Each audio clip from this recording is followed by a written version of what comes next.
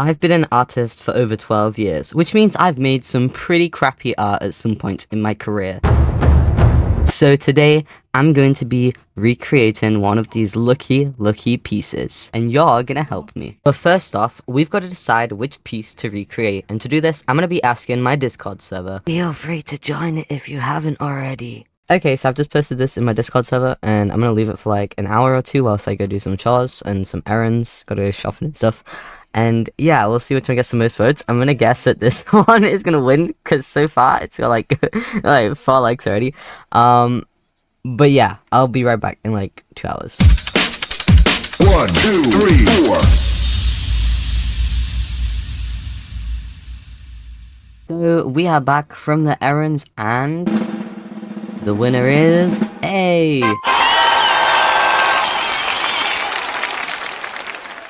Now, you're probably thinking, who even is in the picture A? Well, it is my Sans Undertale OC. Yep, 2015 me was really something.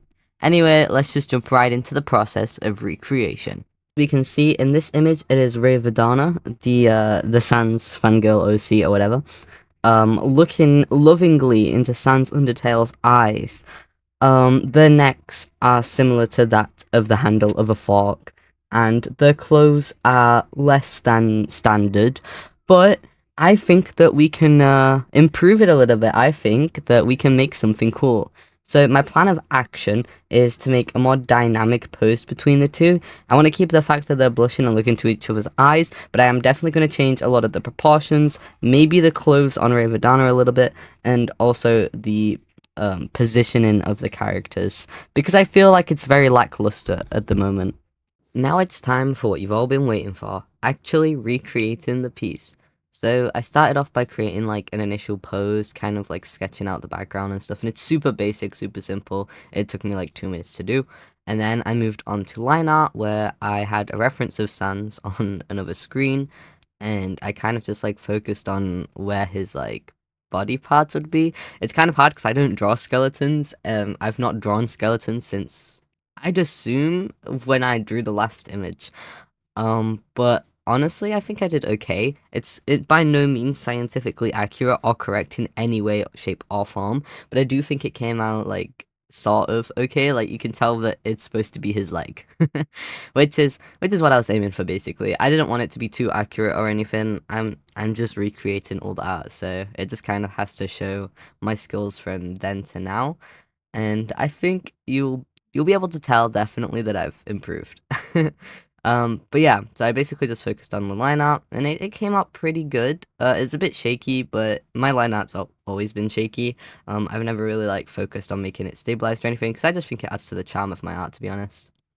And then we moved on to the harder part, my actual OC, quote unquote, my character, if you will.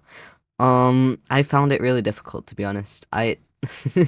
With what I was given and what I remembered about her, I was like trying to capture her personality with the drawing, but I just like, I feel like it's still a bit like awkward, because like I don't really connect to the character as much as I did back then, so I don't really feel like a connection. I don't really like it that much, but I don't know, I kind of like how it came out.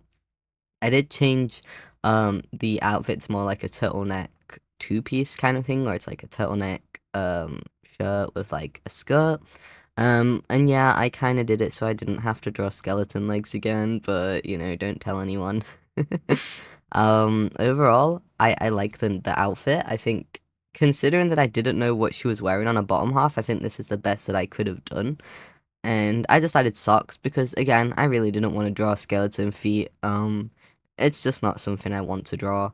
And then I moved on to the background. So for the background, I kind of just did a simple, like, wall and stairs. They're sat on the stairs, they're looking into each other's eyes, laughing, telling jokes, or whatever, hiding from papyrus, whatever you want to say. I added a bit of, like, personality to the, like, background of outside the stairs. So I added a picture frame. I added, like, a draw set with, a plant. And the plant is the water sausages that Sans sells, because I just think it's kind of funny. I thought it was cool little niche reference to the hot dog stand that he runs. And yeah, and the picture inside the frame is actually the picture of the you know, the original picture of Ravadana came from an animation meme, quote unquote. So I actually just screenshotted that and put it in there, which I found really, really funny.